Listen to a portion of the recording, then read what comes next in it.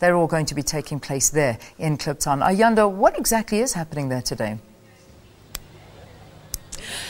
A very good morning to you once again, Leanne, coming to you live from the Walter Sisulu Square in Kliptown. The visuals you just saw a moment or two ago, those are the visuals of the chamber. Inside the chamber, inscriptions of the Freedom Charter, which you rightly said is what we're here to celebrate today. 1955, on the 26th of June, after a number, almost over 3,000 South Africans came together under the Congress of the People. They put together their vision, their hopes, their plans, their ideals for the future, the South Africa that they wanted to see. So what's happening today? President Jacob Zuma will be addressing those who are gathered today to celebrate that grand occasion and also commemorate the effort that it took to make sure that South Africans come together and have this country that we call our own today. So the marquee you saw, that's where the event will be taking place.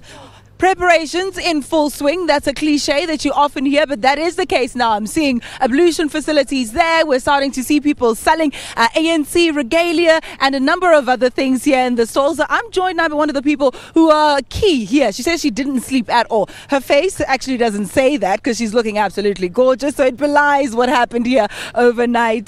Nomvula Mokonyane, thank you so much. Speaking to us in your capacity, not as a government official today, but as a staunch member of the ANC and one of those who have planned this occasion. Good morning to you and welcome. Good morning and morning to the listeners and viewers of SABC Morning Live. You didn't sleep much, did you? We have relived what happened in 1955 here at Kliptown. Those of us who are organizers of the ANC have spent the night putting up the marquee, sorting out the arrangements, dealing with the pickup points, and also living with the communities of Kliptown and veterans who were there in 1955. Let's talk a little bit about what will be happening today. Talk us through the logistics. As we speak now, there's a program by SAFM together with the Secretary General of the African National Congress and various other political parties. Later, we'll be welcoming the Cuban Five, who are celebrating with us 60 years of the Freedom Charter. We'll then be joined by Istwalandwe in a few minutes' time, Obabo Ahmed Kathrada. We will then later start with the proceedings. Similonji Kantu, together with the Soweto Quartet, will lead us in singing the national anthem and the AU anthem. We'll then have a program where we'll have leaders of the leagues, representatives of the Tripartite Alliance. We'll have songs, revolutionary songs that are going to be sung here today, and thereafter we'll allow the president to then address the nation on where we come from with the Freedom Charter, where we are, and how the future looks like in terms of the implementation of the National Development Plan. Of importance today, it's about celebrating the fact that we're standing on the shoulders of very, very humble leaders who were here 60 years ago. So it's quite exciting. You have President Tambo here. You've got Ntate Sisulu and Masisulu here. You've got Chief Albert Lutuli that side. You've got Lillian Goyi over there.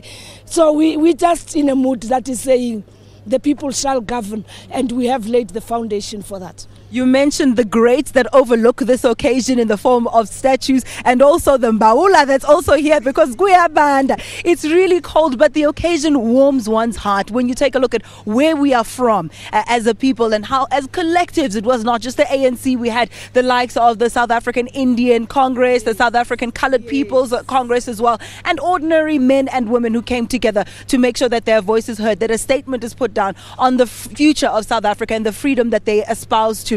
But let's talk now a little bit more about those logistics. Ordinary South Africans who are at home right now, who are watching Mrs. Nomvula, they want to know how they can participate. Are there going to be buses for them to come here? How can they get involved? In 1955, we had 2,844 delegates. Today, again, as we relive that day, we'll be having 3,500 representatives of our communities, and they will all be coming from different areas around the city of Johannesburg, accompanied, of course, by leaders of different organizations, faith-based organizations, business, and various other sectors, youth and women. So here today, we are indeed reliving what happened. We've not passed members of the ANC. We we've invited representatives of our communities, as we say, of course led by the African National Congress through the president of the ANC, President Jacob Zuma. Of importance is that we are saying they did not actually say it in vain. We are here to say, yes, a lot still needs to be done, but there are signs that the Freedom Charter is a living document. It's in our constitution. We are now seeing Kliptown. It can be better from where it is, but it is better than what it was in 1955. And remember, in 1955, you had the Indian Congress, you had the African National Congress, you had the Colored People's Council. Today, we are saying you've got an African National Congress organization and various organizations that are not necessarily constituted on the basis of race, because united in our diversity, we do say under the Constitution, South Africa belongs to all those who live in it. You have a government elected by the people of South Africa. We'll have to leave it there, at least for now. You did mention ordinary South Africans who are among us today. We will be speaking to Mama Cookie and also Utata Upolo. He was not around at that time, but Mama Cookie was. She was a teenager, and she's going to tell us what she remembers of the time. We'll also take a look at where Kliptown is today with Utata Upolo. So do stay with us. Right now, let's take a look at what's happening in the world of sport.